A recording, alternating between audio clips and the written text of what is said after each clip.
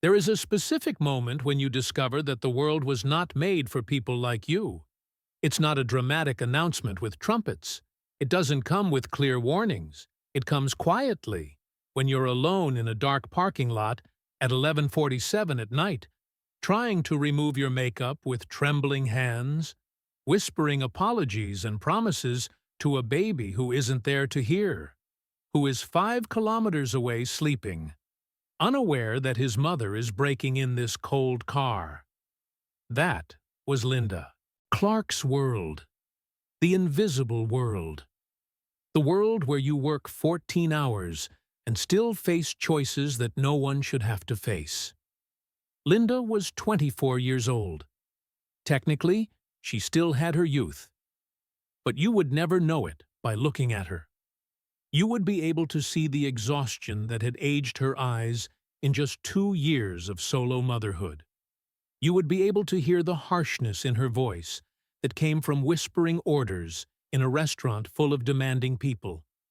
You would be able to feel the weight she carried not just in her shoulders, but in her chest, in her lungs, in her heart.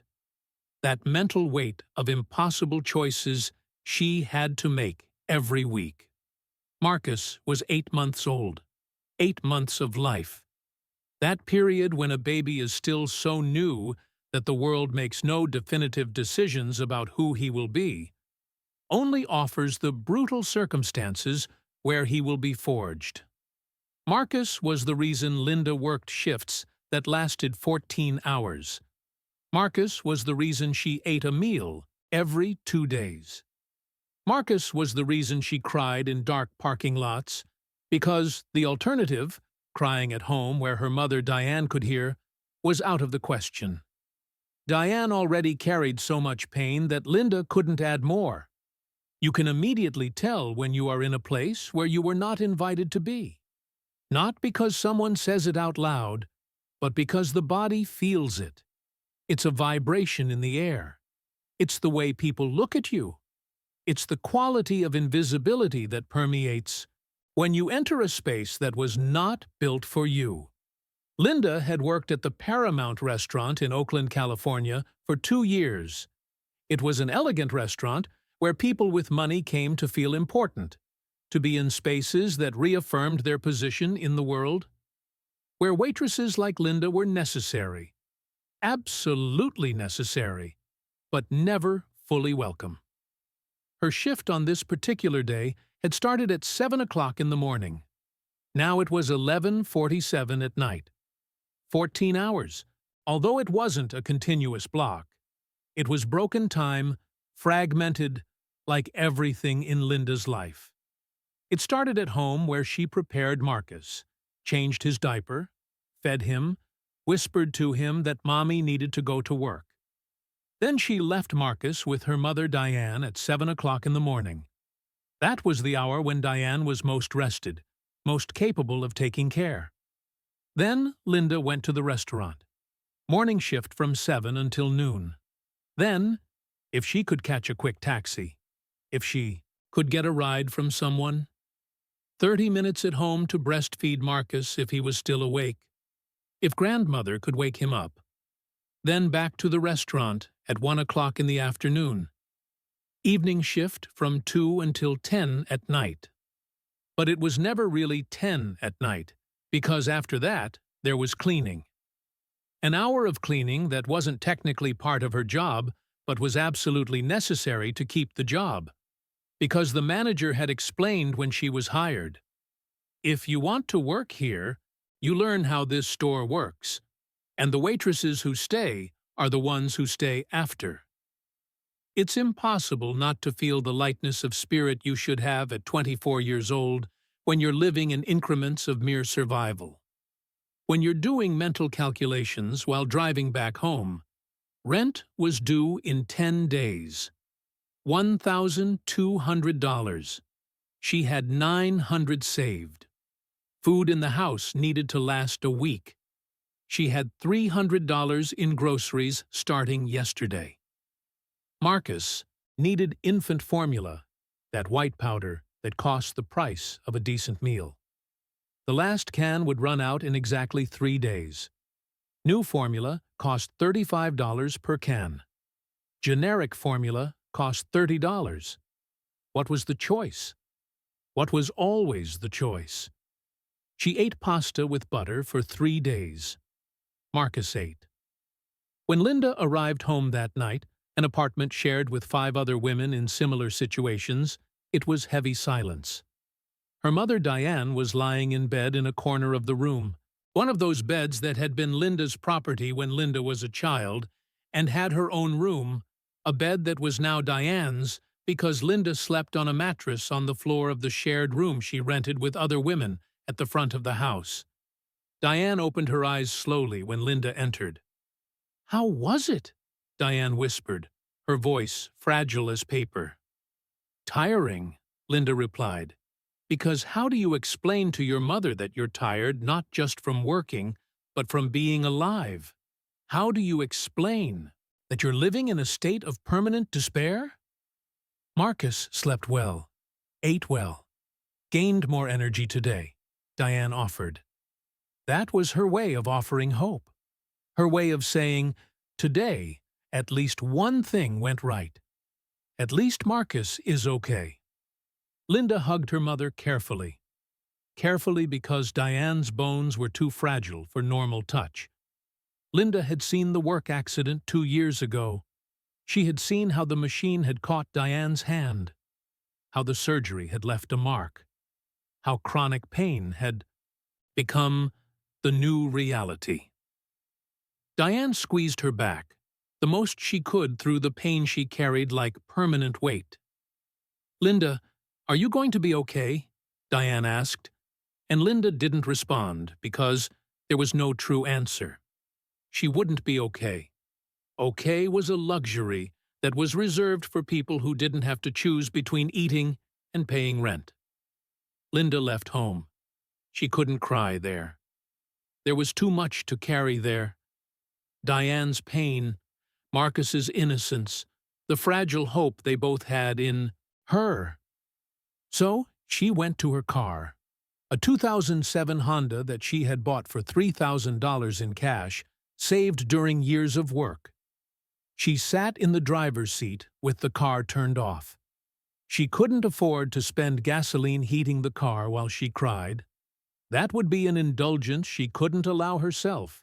No indulgences. So she sat in the growing cold of the night, and she began to remove her makeup. Makeup remover was too expensive. It cost $7 per bottle. So she used paper towels bathed in tap water when she could. She scrubbed her face with tired patience while the tears came out, while the makeup pooled on the paper, while she saw the version of herself that the restaurant demanded, smiling, gracious, invisible, slowly come undone. It was time to allow herself to feel. Here, no one could hear. No one could judge. Here, in the cold, dark car, it was permitted to be completely broken. It was permitted to admit that she had failed. "I'm sorry, Marcus," she whispered to no one. To her baby, who was 5 kilometers away, sleeping in a dark room. "I'm sorry for not being enough. I'm sorry you'll be hungry tomorrow. I'm sorry for being in a world that didn't take care of you before you were born. I'm sorry for giving birth in an era where mothers have to choose between medication and food, between rent and formula." And she cried in that way you cry when you have no more solutions, when you've worked 14 hours or 14 years, and it still wasn't enough. When you've seen your limits and realized the limits weren't yours, weren't personal failure. They were structural. They were about a world that had built specific systems to keep people like her invisible, small, controlled.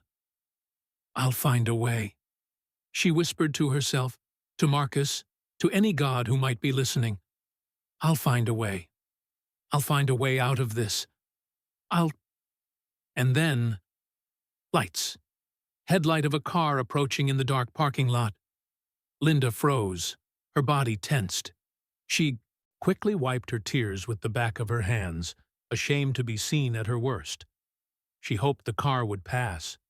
She hoped whoever was in that car would ignore her like the rest of the world. But the car didn't pass. The car stopped. The window rolled down. A clear voice. "Hey, are you okay?" Linda slowly looked up, seeing who was in the car. And in the second where she recognized everything, absolutely everything, changed. Steph Curry got out of his car with that calm presence that came from having learned to be seen all the time, but who had carefully chosen to stop really being seen for too long. He was in his own deep thought, going home after a 5-hour meeting with data analysts, coaches, people who spoke in statistics and numbers. A meeting that should have lasted an hour had extended, because meetings always extended when you had enough importance. He just wanted to be near his family. He wanted to disconnect from being public, being an athlete, being expectation. He wanted to go back to being just Steph, a man who lived in Oakland, father of small children who didn't care if he was famous. But then he saw her.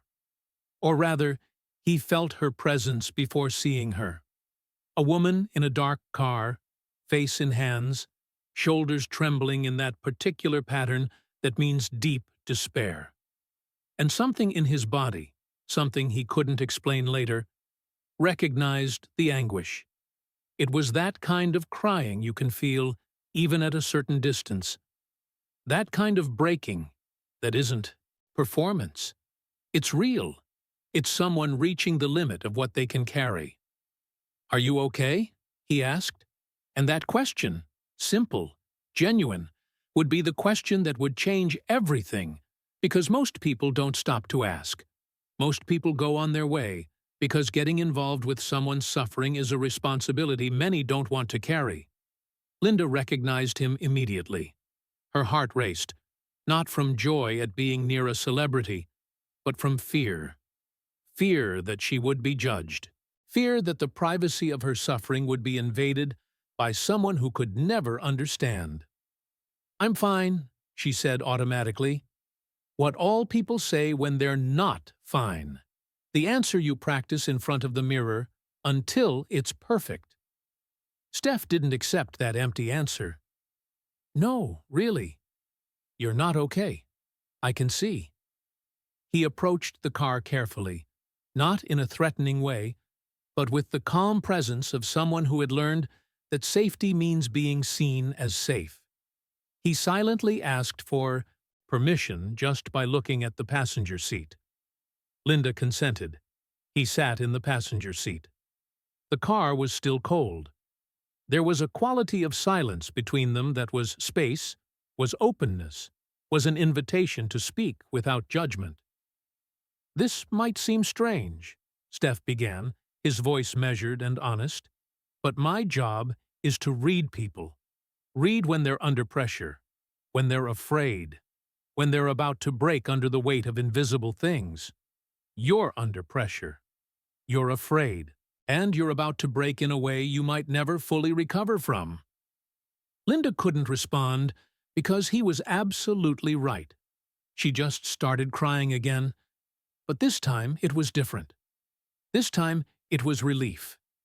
It was the feeling of finally being seen by someone who had the capacity to see. "What's your story?" Steph asked. Not in a performative way, in a real way, genuine, as if he really had infinite time to listen to her. And Linda told. She told about Marcus, about 8 months of being awake nights because he cried from hunger and she didn't have money for more formula. About her mother Diane, who was permanently ill since a work accident. About choices between eating and paying rent. About working 14 hours and still failing Marcus, her mother, herself. "How many mothers like you exist?" Steph asked, and the question wasn't rhetorical. It was genuine search for understanding. "Hundreds," Linda replied. "Maybe thousands. In the Bay Area, in the United States. Maybe Hundreds of thousands. Steph was silent for a long time. You could feel the moment where he was having that awakening. That moment where you realize your bubble was much bigger than you thought. That there were people literally starving. Not metaphorically, but physically starving. A few kilometers from his house, while he played basketball in an arena. "Let me do something," Steph said finally. "Let me help. Tonight. Now." Linda protested. Protection through refusal. Pride. Embarrassment. The quality of refusing charity that can come with guilt. "It's not charity," Steph said, and he leaned forward a little, his eyes meeting hers. "It's a conversation I should have been having for years, that all of us should be having. Let me figure out how this works. Let me see." He took her to the 24-hour supermarket, a place Linda had never felt was really a space for people like her, with the fluorescent lights that were cruel, the infinite shelves of things that had prices, managers who watched people like her with suspicion. Steph grabbed a cart with casual familiarity, started filling it with formula, not a single can, but 3. Nutritious foods that Marcus could eat, that Diane could eat, that Linda could eat when she started prioritizing her own nutrition again. Linda just followed, as if in a dream, watching, unable to believe this was happening, that someone was really offering help this way. At the cash register, Steph paid $300. $300 that Linda earned in 2 full weeks of work, in a single purchase. The look of the cashier manager when she saw the total, as if she had confirmed her suspicion that rich people were really from another planet. Back at Linda's car, parked in the emptiness of the 24-hour open supermarket, they sat in silence, filled with the weight of what had happened. "How is this possible?" Steph finally asked, his voice loaded with emotion he couldn't hide. "How do you work 14 hours, and still that's not enough? How was the system built in such a way that honest work doesn't pay?" "The world wasn't built for people like me," Linda replied, her voice surprisingly steady. "It was built for people like you. To keep people like me in motion, invisible, without time to question, without space to breathe. It's impossible not to feel guilt when you realize you're a beneficiary of a system that was deliberately feeding someone to fail. When you understand that your success was built on the sacrifice of people the system had an interest in keeping invisible." "Let me figure out how to help," Steph said, and he was genuinely committed now. "Not just you, but all the Lindas who exist in Oakland, in California, in the whole country. If there are hundreds of thousands of you, then there's a pattern. And if there's a pattern, we can do something about it." Linda looked at him with a mixture of hope and skepticism. "Are you serious?" "I've never been more serious about anything in my life," Steph said. And when she believed him, when she saw that he really believed in the possibility of change, something broke open inside her. That quality of hope you can never completely kill. No matter how many times you're disappointed, it reappeared in her heart, like light in darkness. Steph Curry began asking questions in series. He worked with Linda to understand the entire network of single mothers in situations similar to hers.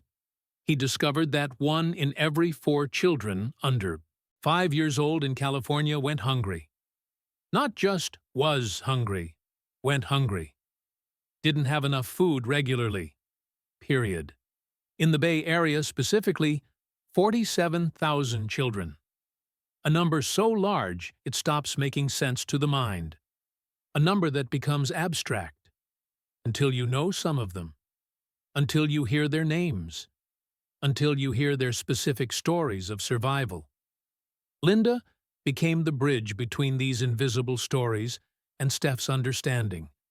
She knew the mothers. She knew where they lived, how they lived, what they really needed. She began connecting Steph with the concrete stories that the numbers couldn't capture. Sarah worked 3 different jobs, still ate 1 complete meal per day. Just 1. And that meal was frequently a combination of what her daughters didn't eat at school. She slept at work sometimes and only woke up because someone poked her. She had started calculating. If she ate only once every 2 days, she would save enough money for what? To escape? To breathe? Jasmine was pregnant. 7 months. Her body was a vessel for a baby she couldn't feed adequately because she herself couldn't eat. She worked as an elderly caregiver, taking care of people who had everything while she had nothing. One day she fainted at work because she hadn't eaten in 18 hours. When she woke up in the hospital, her first concern wasn't her health. It was how she would pay the hospital bill, how she would continue working, how her baby, her precious baby, would be born in a body so empty, so weak. Monica had a 6-year-old son named David with asthma. The asthma medication cost $200 per month through insurance. Food to keep the family alive cost $300 per month. She made the choice thousands of mothers make. She chose food. She hoped the asthma wouldn't attack on a day when she couldn't take her son to the hospital. She prayed while she slept some nights, her body in a state of permanent alert even during minimal rest. Each story was a Linda. Each story was someone the world had decided was disposable, was a statistic, was a problem to be managed. Food for Future was launched on a cold day in December. The program was named that intentionally because it wasn't about the present, about immediate relief. It was about the future. It was about children who still had time to be saved, to grow healthy, to believe the world cared for them. The program was simple in theory, complex in practice. It offered food and formula directly to families who were starving. It offered navigation of government benefits, because many mothers didn't know SNAP, WIC, other programs existed. It offered basic financial education. It offered connections with work, career, opportunity. It offered something more important. It offered dignity. In the first month, the program served 50 families. By the 3rd month, it was 150 families. Linda was hired as community liaison, her first real job with a work contract, benefits, security. Her first salary that felt like more than compensation for being alive. $2,000 per month. $2,000. She cried when she saw the deposit in her account. Diane began volunteering. For the first time in 2 years since the accident, she had purpose. She spent days in the program room helping other mothers navigate incomprehensible forms, offering support that only someone who had gone through it could offer. She whispered stories of her own struggle to other women, creating a network of understanding that charity could never offer. Marcus was 11 months old now. He was growing healthily. He had access to a nutritionist who monitored his development. He had early childhood education. He was starting to believe, in a way that babies understand, that the world was a place where he belonged. A conference was organized. Mothers were invited to speak about their experiences. Linda was invited to speak. It was her first time on a stage. Her first time being treated as an expert instead of a problem to be solved. "My name is Linda Clark," she said to the audience of 200 people, executives, politicians, journalists, people with power. "1 year ago, I was crying in a parking lot because I couldn't feed my son. Today, I'm here because someone, a man who had no obligation to listen, stopped walking fast enough to really see me. You could hear the silence in the room, the silence of recognized guilt, of confronted privilege, of truth told in a form that couldn't be ignored. Food for future is not charity, Linda continued, her voice trembling slightly but gaining strength. It's justice. It's recognition that every child deserves to eat, that every mother deserves rest, that no one, absolutely no one, should have to choose between medication and food, between rent and formula. Steph was sitting in the first row. He was watching Linda not as a celebrity observing a poor mother. He was watching as a human watching another human discover their real power. And something changed in that moment. The public conversation about child hunger transformed, from charity to justice, from pity to responsibility, from they're lucky to we have obligation. 1 year after the parking lot encounter, Linda Clark was not the same person. She was program director of Food for Future, a title that meant real responsibility. She had completed her GED online, supported by a scholarship the program offered. She was enrolled in community college studying social economics. Her salary was $45,000 per year, plus real benefits. Her apartment was hers. Small studio, but it was hers. There was security. There was a future that could be planned, that wasn't just about surviving to the next day. Marcus was 20 months old. He was growing above the expected percentile. He spoke more than 200 words. He went to preschool 5 days a week. He was growing in a world where he knew he belonged because someone had decided he belonged. Diane was in experimental rehabilitation. Not cured, chronic pain was still part of her reality, but functional. She was Aunt Diane to the program's children. She had found purpose again after 2 years of thinking her life had ended when the machine caught her hand. Food for Future had grown. 50 families had become 500 families. It was in 6 cities now: Oakland and Los Angeles in California, Houston in Texas, New York, Miami in Florida, and Chicago in Illinois. More than 1,000 children now ate regularly because their mothers had access to adequate food. 200 mothers who moved on to higher education. 50 mothers who got better jobs. Sarah now worked 1 job instead of 3. She started college. Her daughters ate 2 complete meals per day. She cried regularly, not from despair, but from gratitude, from finally being able to breathe. Jasmine had her baby, a healthy boy who was born in a body that had been prepared with adequate nutrition. She now worked in social services, helping other women navigate the same path she had walked. Her son grew up knowing his mother was strong, that she had overcome the impossible. Monica, whose son David had asthma, was now a personal finance trainer within the program. Her son was healthy. His medication was accessible. She taught other mothers how to make the numbers work when the numbers don't work normally. Linda sat with Steph for the program's 1-year anniversary. Private conversation between 2 humans who had discovered something deep and real together. "You know you saved me, right?" Linda said directly. Steph shook his head.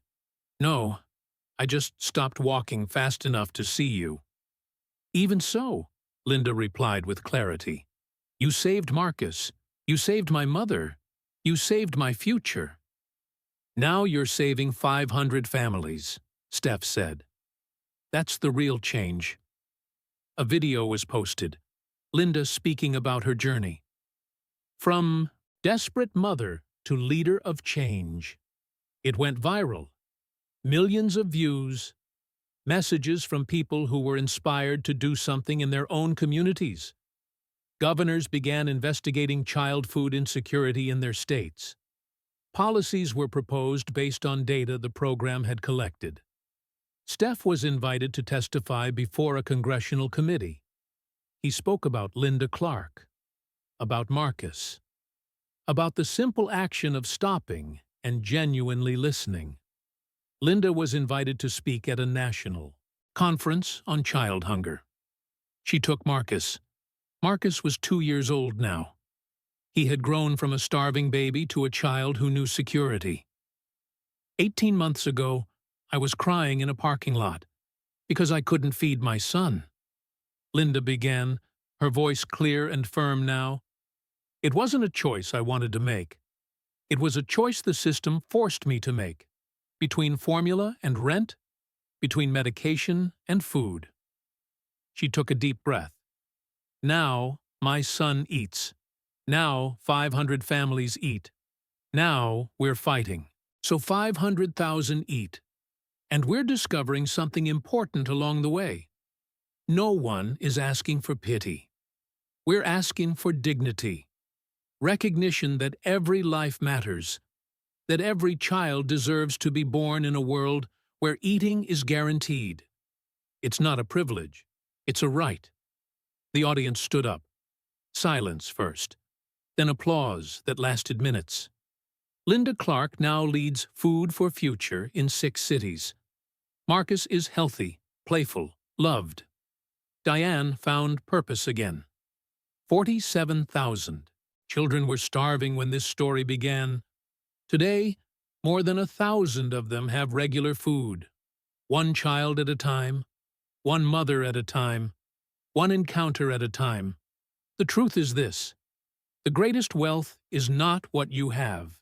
It's the capacity to stop, to listen, to recognize someone you had never really seen before. Steph Curry stopped. Linda Clark shared. Hundreds of people joined their hands and resources, and a child began to breathe again. And then another, and then another. Because when you offer compassion to someone you had never seen, you don't just save that person. You save your own soul. You remind yourself that you're human, that you're capable of caring, that you're capable of change, one child at a time, one mother at a time, one genuine encounter at a time.